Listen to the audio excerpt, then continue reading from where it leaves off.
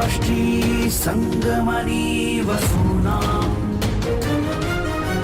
चिकितुषी प्रथमा यज्ञियानां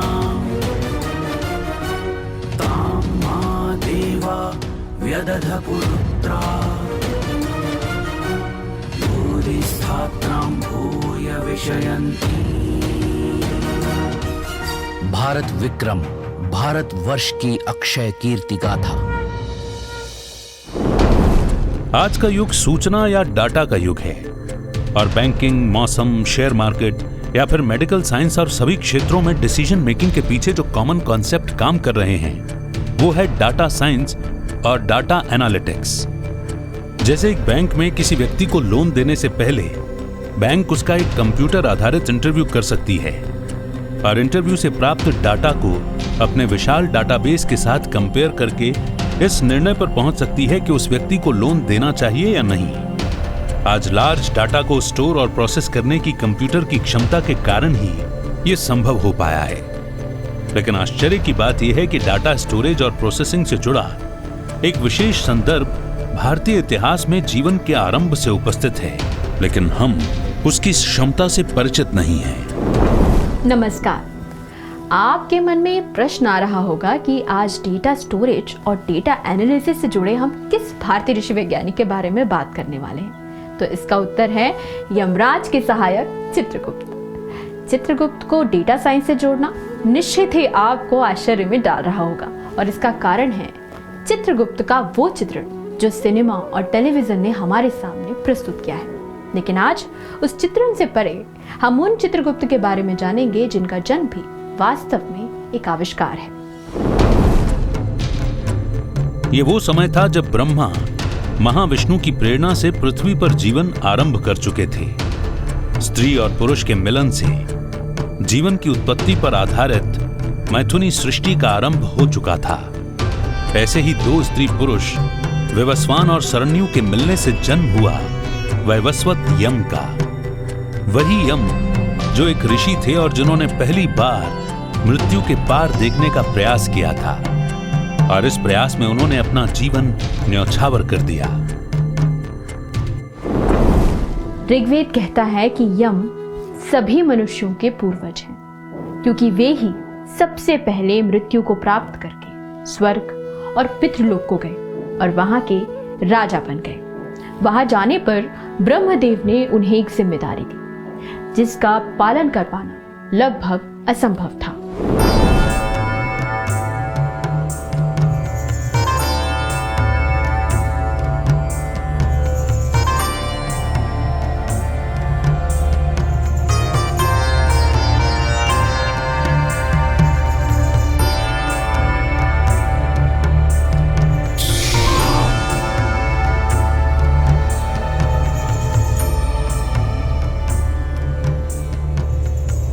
यम, तुम प्रथम ऐसे मानव हो जिसने मृत्यु के बाद की दुनिया देखी है। अतः तुम इस लोक के राजा हो और अब मृत्यु के राजा के रूप में तुम तीनों लोकों के प्राणियों के कर्मफल के निर्धारक हो।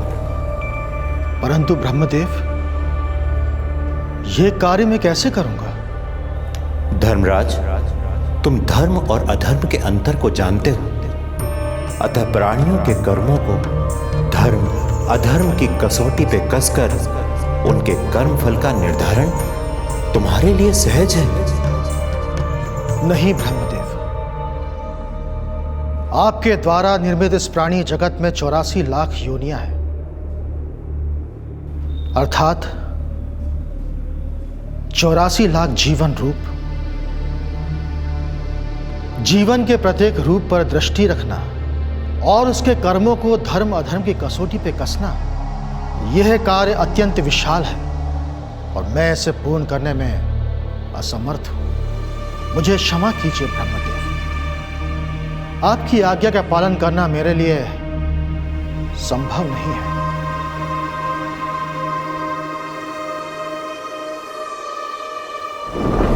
ब्रह्मदेव यमराज के प्रश्नों के उत्तर में कुछ कह नहीं पाए। यदि हम आज के संदर्भ में ये विचार करें तो यमराज के सभी प्रश्न कहीं ना कहीं डेटा संग्रहित करना या स्टोर करने या उसे प्रोसेस करने से जुड़े हुए थे। इनके उत्तर हमें उस मनःस्थिति को जानने पर मिलेंगे जिसमें यमराज के प्रश्नों के बाद ब्रह्मदेव थे। यमराज के प्रश्नों के बाद ब्रह्मदेव मौन हो गए थे। ऐसा कहा जाता है कि वे लगभग 11,000 वर्षों तक मौन समाधि में रहे। उनके मन में यमराज के प्रश्न गूंज रहे थे। वे स्वयं इस सत्य से परिचित थे कि उन्होंने जीवन मृत्यु का ये संसार रच तो दिया है, लेकिन इसके नियम तय करना बहुत कठिन है। परंतु वे स्वयं ब्रह्म हैं। उनके मन में यदि प्रश्न जन्म लेते हैं तो उनके उत्तर भी आकार लेते हैं। परंतु अभी उत्तर कहीं नहीं थे, केवल प्रश्न थे, वो भी असंख्य। यम का कथन सत्य है। 84 लाख प्राणी रूप हैं। किसका जीवन कब समाप्त हो जाए ज्ञात नहीं। यह भी संभव है कि एक समय में कई प्राणी एक साथ अपने जीवन के अंतिम पड़ाव पर पहुंचे और मृत्यु को प्राप्त हो जाएं। ऐसे में यम के समक्ष प्रस्तुत आत्मा स्वरूप में प्राणियों की संख्या असंख्य होगी। यम कैसे निर्धारित करेंगे कि किसको जीवन और मृत्यु के चक्र में पुनः जाना है और कौन मोक्ष को प्राप्त होगा? एक जटिल निर्णय, परंतु कोई तो होगा जो इस निर्णय को करने की क्षमता रखता होगा। यदि यम नहीं तो यम के अतिरिक्त कौन? मैं ब्रह्मदेव, मैं। ये स्वर किसका है?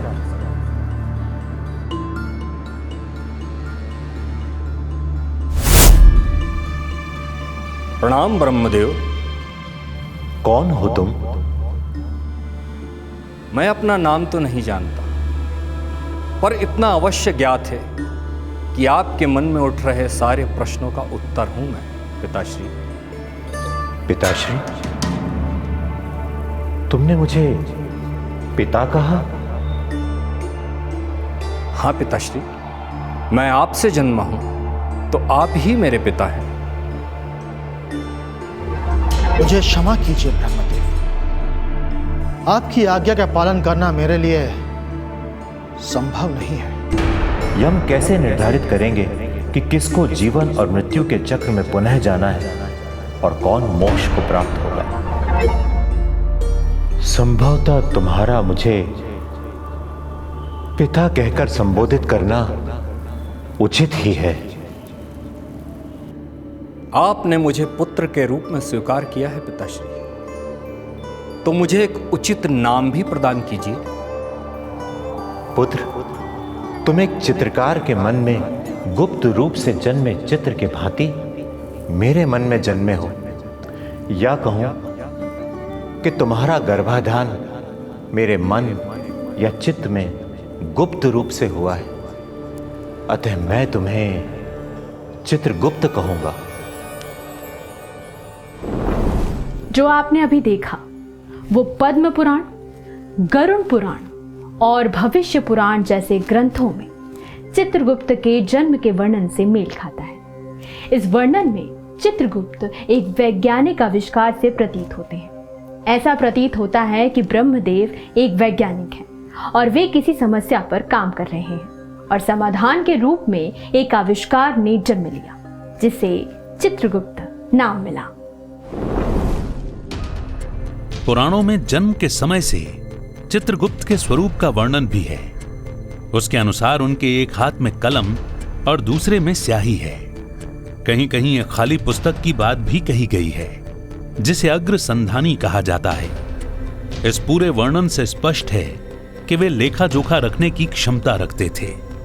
कंप्यूटर साइंस की दृष्टि से देखें तो उनमें डाटा स्टोर करने की क्षमता थी, लेकिन सिनेमा और टेलीविजन में चित्रगुप्त का चित्रण करने वालों ने उनके सामर्थ्य पर विचार नहीं किया और उन्हें बस यमराज के मुंशी की तरह प्रस्तुत कर दिया। निश्चित ही यह भारतीय ज्ञान, परंपरा और इतिहास को झुटलाने का प्रयास था।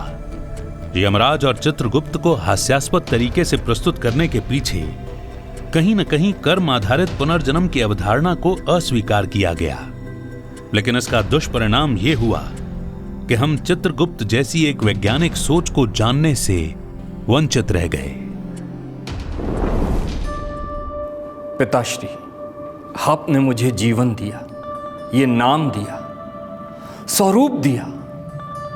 कृपा करके अब मेरे जीवन का उद्देश्य परिभाषित कीजिए। पुत्र, तुम मृत्यु और पितृलोक के राजा यम के सहायक बनोगे। तुम्हारा कार्य यह है कि तुम तीनों लोकों के समस्त प्राणियों के कर्मों का लेखा जोखा संग्रहित करो और उससे यम को परिचित कराओ। अवश्य पिताश्री, परंतु इतने विशाल संग्रहण का उद्देश्य क्या है? चित्रगुप्त, ये प्रकृति कर्म प्रधान है। ब्रह्मदेव की आज्ञा अनुसार मेरा कर्तव्य प्राणी की मृत्यु के पश्चात उसके कर्मों के फल का निर्धारण करना है, जिसमें सहायता करेगा तुम्हारे द्वारा संग्रहित कर्मों का लेखा जोखा। परंतु यह उत्तरदायित्व मैं कैसे पूर्ण कर पाऊंगा? तीनों लोकों के समस्त प्राणियों के कर्मों का लेखा जोखा निष्पक्ष भाव से संग्रहित करना असंभव कार्य प्रतीत होता है। असंभव है पुत्र, परंतु उनके लिए जो असत्य और मोह से प्रभावित है, किंतु तुम असत्य और मोह से परे हो। तुम सत्यवादी और निर्मोही हो। तुम्हारे लिए यह कार्य सहज है। ब्रह्मदेव ने तुम्हें वह क्षमताएं प्रदान की है कि जिसमें तुम न केवल प्राणियों के कर्मों को संग्रहित करोगे, वरन उसे वर्गीकृत भी करोगे। वर्गीकृत? कैसा वर्गीकरण यमराज? तुम्हें प्राणियों के कर्मों को संग्रहित करते समय उन्हें दो भागों में वर्गीकृत करना होगा। प्रथम, सत्कर्म या धर्म पर आधारित कर्म, और दूसरा असत कर्म और अधर्म पर आधारित कर्म। परंतु इस निर्धारण का स्तर क्या होगा? धर्मयुक्त व्यवहार का निर्धारण किस स्तर पर होगा? विचार, शब्द या कर्म? तीनों ही स्तर पर। यदि कोई धर्मयुक्त विचार करे, धर्मयुक्त वचन कहे या धर्मयुक्त कर्म करे, वो प्राणी द्वारा अर्जित धर्म ही कहलाएगा। जैसे सेवा भाव, सेवा के विषय पे चर्चा करना, सेवा करना, तीनों ही धर्म संगत है। इसके विपरीत यदि कोई चोरी करता है, चोरी करने की योजना पर चर्चा करता है या मात्र चोरी करने का विचार करता है, तो यह उस व्यक्ति द्वारा किया हुआ अधर्म कहलाएगा। हाँ पुत्र चित्रगुप्त, तुम्हें इसी भाव से प्राणियों के धर्म और अधर्म पर आधारित कर्मों का वर्गीकरण करना होगा और यमराज को प्राणियों के कर्मफल निर्धारित करने में सहायता करनी होगी। जो आज्ञा पिताश्री, मुझे आशीर्वाद दीजिए कि मैं अपने कर्तव्य का निर्वहन कर सकूं। तथास्तु पुत्र, तुम अपना कार्य अवश्य पूर्ण करोगे और संसार में अधिदेवताओं के साथ तुम्हें स्थान प्राप्त होगा।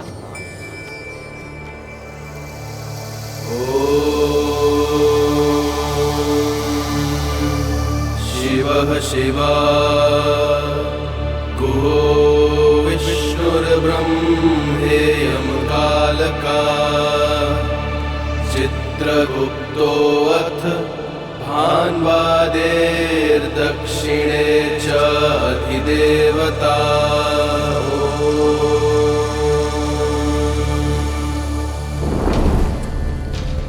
आज भी यज्ञ या अनुष्ठान करते समय यह विधान है कि नवग्रहों के मंडल में नवग्रहों के साथ अधिदेवता स्थापित कर उनका पूजन किया जाता है। स्कंद पुराण में वर्णित इस श्लोक का अर्थ देखिए तो अधिदेवताओं में शिव, पार्वती, स्कंद, विष्णु, ब्रह्मा, इंद्र, यम और काल के साथ चित्रगुप्त को भी स्थान प्राप्त है। ये बताता है कि चित्रगुप्त को उनकी महान क्षमताओं के कारण देवों में एक विशेष सम्मान प्राप्त है। इतना ही नहीं, भारत भूमि पर उनके इस महत्व के चिन्ह आज भी हैं। जैसे मध्य प्रदेश में महाकाल की नगरी उज्जैन के कायथा को उनकी जन्म स्थली कहा जाता है और यहां उनका मंदिर बना हुआ है। इसके साथ ही तमिलनाडु के कांचीपुरम में चित्रगुप्त मंदिर और हैदराबाद के फलकनुमा में स्थित चित्रगुप्त देवालयम में भी चित्रगुप्त को भगवान की भांति पूजा जाता है। जहां पुराण चित्रगुप्त को देवता कहते हैं, वहीं वेदों में वे एक राजा के रूप में प्रस्तुत होते हैं और इसका उदाहरण ऋग्वेद के इस मंत्र में है, जहां ऋषि सौभर चित्र नाम से उनकी स्तुति करते हैं और कहते हैं कि सरस्वती किनारे वही एक वास्तविक राजा है, शेष सभी राजा उनके समक्ष बहुत छोटे हैं। आश्चर्य की बात यह है कि समाज ने एक ऐसे ऐतिहासिक विचार को अस्वीकार कर दिया जिसमें भारतीय समाज का एक हिस्सा अपनी जड़ें ढूंढता है। चित्रगुप्त के जन्म के समय ब्रह्मदेव ने कहा था कि तुम मेरी काया से जन्मे हो, अतः तुम्हारी संतानें कायस्थ कहलाएंगी। यही कारण है कि कायस्थ समाज कार्तिक माह के शुक्ल पक्ष की द्वितीया को चित्रगुप्त को अपना पूर्वज मानकर भगवान की भांति पूजता है। इस दिन को यम द्वितीया भी कहा जाता है और यम और उनके सहायक चित्रगुप्त दोनों को पूजा जाता है। कायस्थ के साथ कई जातियों का जन्म चित्रगुप्त के वंशजों से कहा जाता है। पुराणों के अनुसार चित्रगुप्त का विवाह सुशर्मा ब्राह्मण की पुत्री शुभावती और श्राद्धदेव मनु की पुत्री नंदिनी से हुआ था। इन दोनों पत्नियों से चित्रगुप्त को 12 पुत्र प्राप्त हुए, जिनसे माथुर, भटनागर, सक्सेना, श्रीवास्तव और निगम आदि 12 जातियां बन गईं। सत्य यह है कि चित्रगुप्त को कल्पना कहने वाले भी ये मानते हैं कि वे जीवन के आरंभ से सभी प्राणियों के जीवन की संपूर्ण जानकारी संग्रहित और वर्गीकृत कर रहे हैं, जो कि एक असाधारण क्षमता है। ऐसा कर पाना केवल एक सुपर कंप्यूटर के लिए संभव है, जो कि डेटा साइंस, डेटा एनालिटिक्स और एआई के कॉन्सेप्ट पर काम करता है। तो ऐसे थे चित्रगुप्त। यही कारण है कि उन्हें आज हमने एक महान भारतीय ऋषि वैज्ञानिक के रूप में जाना। अगले अंक में हम फिर मिलेंगे एक नए भारतीय ऋषि वैज्ञानिक के साथ। तब तक के लिए जुड़े रहिए और देखते रहिए भारतीय ऋषि वैज्ञानिक, केवल भारत विक्रम पर। अभी के लिए नमस्कार।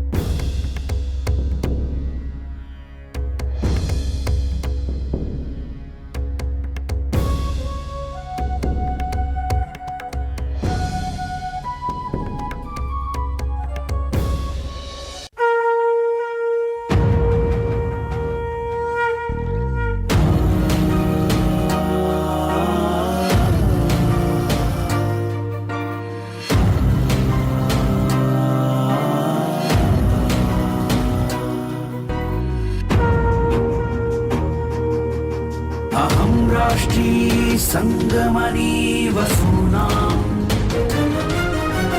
चिकितुषी प्रथमा यज्ञियानाम् तां मा देवा व्यदध पुरुत्रा भूरिस्थात्रां भूय विशयन्ति भारत विक्रम भारत वर्ष की अक्षय कीर्ति गाथा।